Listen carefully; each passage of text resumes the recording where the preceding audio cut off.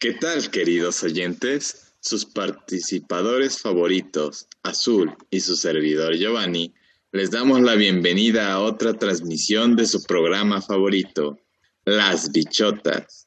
Tenemos la participación de Aarón en las cápsulas y a nuestra siempre querida Sophie como entrevistadora. Es un bonito día, un poco caluroso, pero hoy tenemos una programación muy especial. Casi nunca se tratan las humanidades en diferentes programas, pero ahora nosotros lo incluiremos por primera vez. El tema, el desarrollo sostenible. Este programa de la ONU permite realizar estrategias y de esa forma tendremos una mejor visión de nuestra sociedad.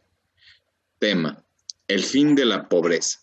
Este día tendremos a un invitado muy especial, el experto sobre el tema y miembro de la ONU, Geu Pacheco Maya, quien nos ilustrará en este tema, y mi gran compañera Sophie, periodista destacada, nos dará pie al tema. Pasamos contigo, Sophie. Gracias, Giovanni. Como lo dices, nos encontramos con Geo Pacheco, especialista en desarrollo sostenible y representante de la ONU.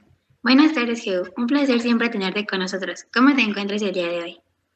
Muy bien, a pesar de las condiciones sanitarias en nuestro país, pues nos encontramos de la manera correcta. Agradezco el espacio que se me brinda en este programa de radio. Muchas gracias por la invitación. Nada de qué. Bueno, ¿te parece si comenzamos con la entrevista? Por supuesto. Ok.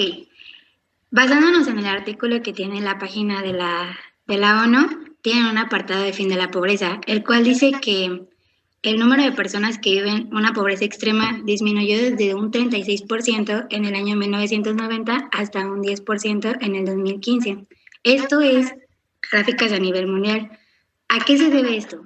Bueno, es importante que hayas comentado ese detalle de cómo se llegó a esta disminución del 10%, porque pues sí, evidentemente hemos disminuido algunas cifras a nivel mundial, pero en este momento creo que debemos estar ocupados para poder obtener un plan de reactivación económica después de que la pandemia deje de surtir efecto una vez que la vacunación ya inició en diversos países. Básicamente nuestro plan siempre ha sido invertir tanto capital público como privado para generar más oportunidades en las áreas donde hubo menos desarrollo urbano. De esta manera podemos generar mejores planes educativos, además de pues implementar nuevos protocolos de seguridad.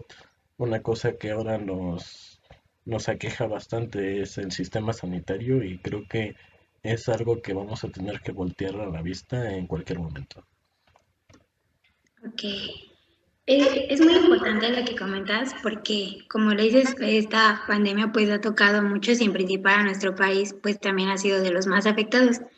Y te hago esta pregunta. A nivel nacional, la cifra aumentó de un 53% a un 66,9%, tomando en cuenta que, según la página de la ONU, los países con más pobreza son países de Asia, de África, y que son países de población pequeña. En México, pues no es un país de población pequeña ni nada por el estilo. O sea, ¿y cómo se podría explicar entonces este aumento de pobreza a pobreza extrema? Bueno, pues dicho aumento corresponde a situaciones que competen a la deuda externa de muchos de esos países. México es de los países que tiene más deuda externa. Entonces, ¿qué es lo que sucede aquí? El 50% por lo menos de los impuestos generados por la población se va para pagar los intereses, ni siquiera el disminuir la deuda, solo los intereses de la deuda. ¿Qué es lo que se debe de hacer? Pues básicamente lo que hemos recomendado al país de México es el recuperar pues su producción en las empresas paraestatales, las empresas que pertenecen o pertenecen al gobierno, para que dichas empresas puedan sostener la deuda externa del país y así los impuestos generados por la población en general puedan ser ocupados para llegar al estado de bienestar. Parece que hay un cambio en la política. Esperemos que muy pronto se vean surtidos los efectos de dicho nuevo esquema de reactivación económica. Ok. Ahora, pues me mencionaste ciertos puntos que son consecuencia de ambos niveles, pero en común, bueno, más bien, ¿cuáles son las consecuencias en común que se tienen tanto en la reducción de pobreza a nivel mundial y el aumento a nivel nacional? ¿Cuáles son los factores en común? Bueno, ¿cuáles son los factores? En la reducción, pues vimos que se atacaba directamente al mercado interno de muchos de los lugares donde existía la pobreza, generando un poco de más estímulo fiscal hacia esos lugares mediante programas sociales. Esto es algo que ha venido funcionando ya que se reactiva la economía desde un punto de vista que no se había tratado en años anteriores. Y en el caso de México, pues responde a que hubo un cese a la actividad económica durante mucho tiempo una vez iniciada la pandemia. Muchos lugares terminaron cerrando, hubo un declive en el mercado interno, entonces, ¿qué es lo que se debe de hacer? Atacar de esa misma manera que te digo, como habíamos implementado la disminución. En México, pues obviamente también tendrá que existir un estímulo fiscal, ya no a las grandes empresas, sino que en este caso que se reactive la economía desde abajo mediante programas sociales, apoyo a emprendedores, incluso pues esta vez se debe de rescatar el comercio informal para que dicha pobreza se disminuya en una brecha pues más que sea menor mucho la brecha. Ok. Eh, es muy interesante porque precisamente te iba a preguntar realmente cómo trabaja la ONU para que el título del artículo sea así, el fin de la pobreza. O sea, ¿está un esquema estructurado, están ideas o ahora adoptados como la nueva modalidad? ¿Cómo es que se pretende realmente adoptar este título en su 100%?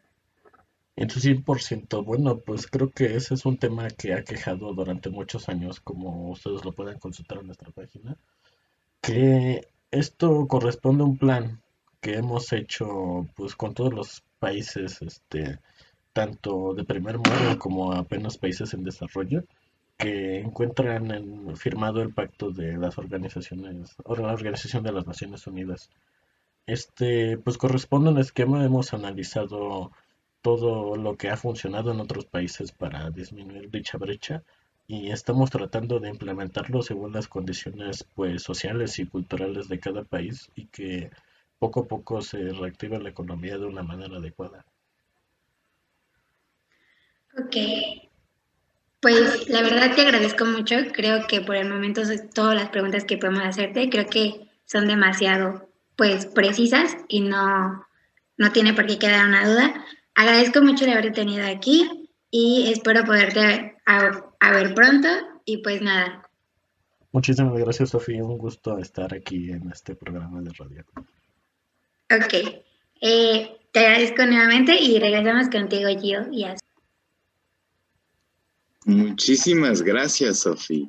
Claramente muy interesante este tema que nos expone nuestro gran amigo Geu, pero hoy nuestra realidad enfrenta un inconveniente más, el COVID. Esto también podría decirse que es una merma económica en las naciones, en especial a aquellos países en vías de desarrollo. ¿Tú qué piensas, Azul? Gracias, Giovanni. Pues vaya que es un tema extenso. Cualquier país son los que corren el riesgo durante y después de la pandemia, no solo en términos de crisis sanitaria, sino en términos de crisis sociales y económicas devastadores. Y vaya que en los próximos meses lo hemos vivido.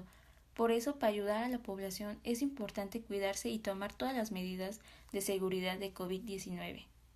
Muy bien, ahora procederemos con una cápsula informativa acerca de algunos datos curiosos. Continuamos contigo, Aarón. Gracias por el espacio y como ya lo mencionabas, hoy les tengo unos cuantos datos sobre la pobreza, en específico en México.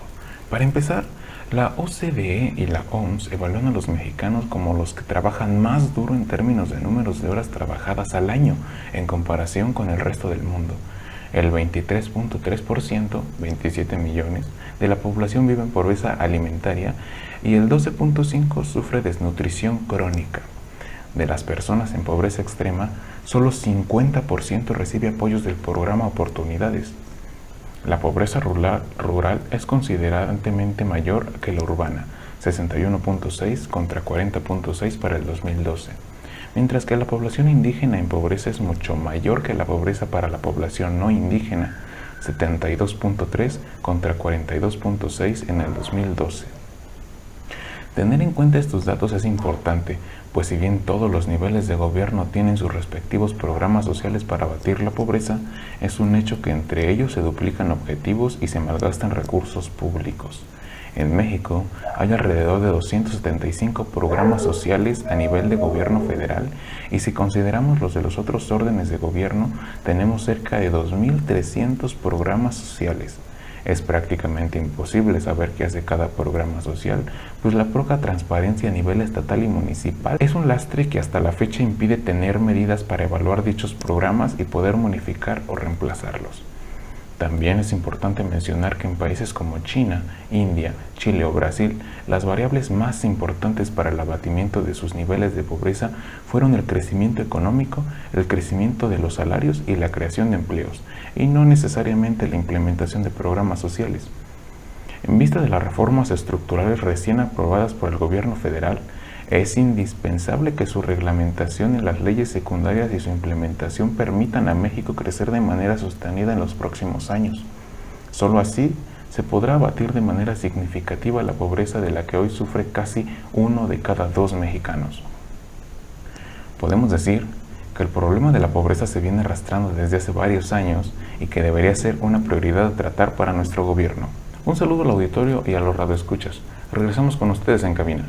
Muy bien, espero que ustedes desde la comunidad de donde sea que nos estén escuchando, también den su opinión sobre el tema.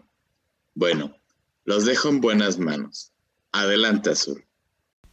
Así terminó una emisión del fin de la pobreza y lamentablemente tenemos que despedirnos, no sin antes decirles gracias por siempre estar escuchándonos, igual gracias a mis compañeros y a nuestro invitado especial por ser parte de nosotros. Hasta la próxima entrega.